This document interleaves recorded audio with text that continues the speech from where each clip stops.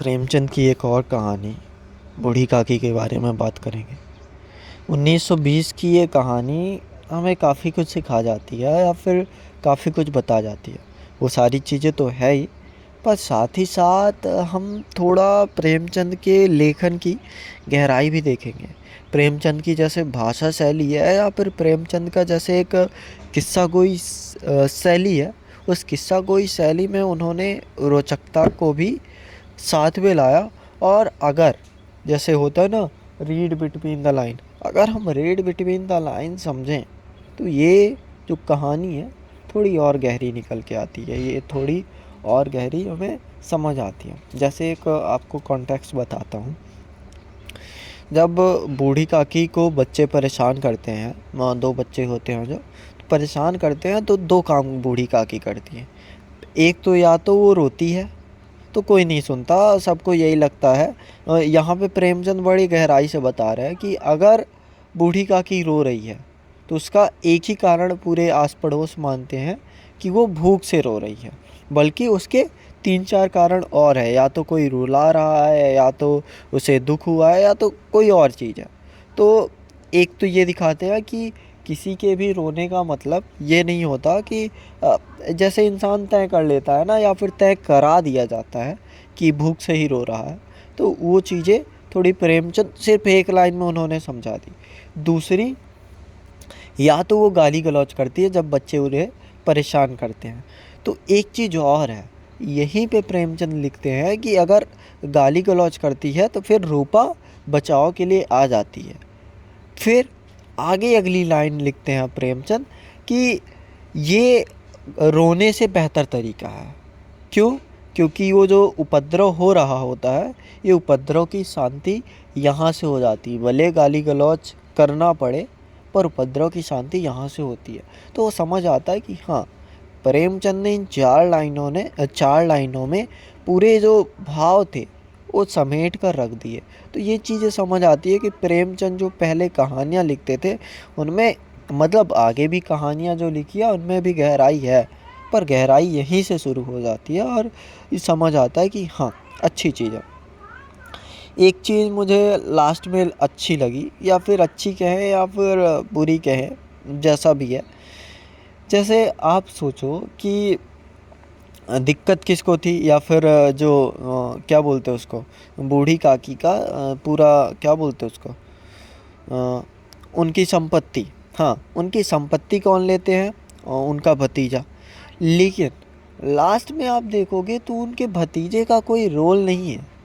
भतीजा जो है, भतीजा और उनकी क्या बोलते हैं, रूपा, रूपा का कैरेक्टर बताया गया है कि जो वो है वो दयावान तो है, पर जब तक उसकी खुद की कौड़ी ना लगे तब तक वो दयावान है। एक चीज़ तो ये। लेकिन वहीं के लिए लिखा कि वो एक क्रूर स्त्री है पर ईश्वर से डरती है। तो इसके बाद क्या लिखा प्रेमचंद ने? इसके बाद लिखा कि जितनी उसके भतीजे का नाम मुझे नहीं याद आ रहा, जिसकी उसके भतीजे की भल मनसाहत नहीं पसंद, उससे ज़्यादा रूपा का क्रूर होना पसंद, क्योंकि वो ईश्वर से डरती है। तो शायद जैसे आदर्शवादी रचना लिखनी होती है ना, तो एक आधार ले लिया जाता है कि या तो ईश्वर देख रहा है इसलिए तुम आदर्श बन जाओ, या तो कुछ और चीज़ें कि तुम भले बाहर से हो भीतर से नहीं हो। तो वो चीज़ें दिखाने का प्रयास है। और लास्ट में भी आप देखोगे तो रूपा ही आती है। मतलब अगर भलमनसाहत होती तो जो उनका भतीजा था वो भी आ सकता था, पर नहीं, रूपा ही आती है क्योंकि ईश्वर से डरती है। और वो आदर्शवाद, जैसे अगर सवाल भी पूछेगा कि बूढ़ी काकी का आदर्शवाद, क्या आपको नहीं लगता कि ये थोड़ा अधिक उड़ेल दिया गया है? तो उन्होंने एक सेटअप बनाया है कि ईश्वर से वो डरती है, वैसा वैसा। और वहीं पे अगर वो अधिक उड़ेल देते तो उनका जो भतीजा था वो भी आता। तो ये चीज़ समझ आती है कि हाँ, प्रेमचंद धीरे धीरे परिपक्व हो रहे थे। भले आदर्शवाद के साथ चल रहे थे, भले उनको लगा कि एक ऐसी समस्या, एक ऐसी सामाजिक समस्या जिसका हल अगर नहीं बताया जाएगा तो शायद उसका हल पाठक वर्ग नहीं निकाल पाएगा। तो ये चीज़ समझ आती है कि हाँ, ऐसी चीज़ है। और वहीं पे आप थोड़ा अगर कंपेयर करने जाओ तो एक कहानी है चीफ की दावत, उसमें आप देखो कि अ, आगे नई कहानी का दौर जब चलता है तो क्या वो समस्या सॉल्व होती है, क्या वो जो एक ग्लानि वाला भाव है किसी के भीतर आ पाता है, चाहे उसकी स्त्री हो या फिर चाहे जो भी हो, उसके भीतर नहीं आ पाता। तो यही चीज़ समझ आती है कि अगर ये कहानी भी प्रेमचंद लिखते होते तो शायद वो पत्तल चाट रही होती।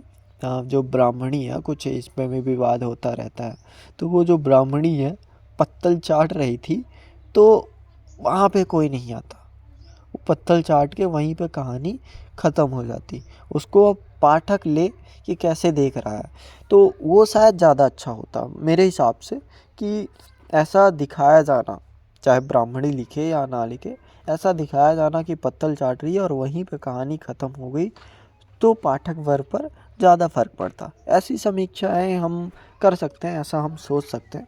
तो ये कहानी मुझे ऐसी लगी।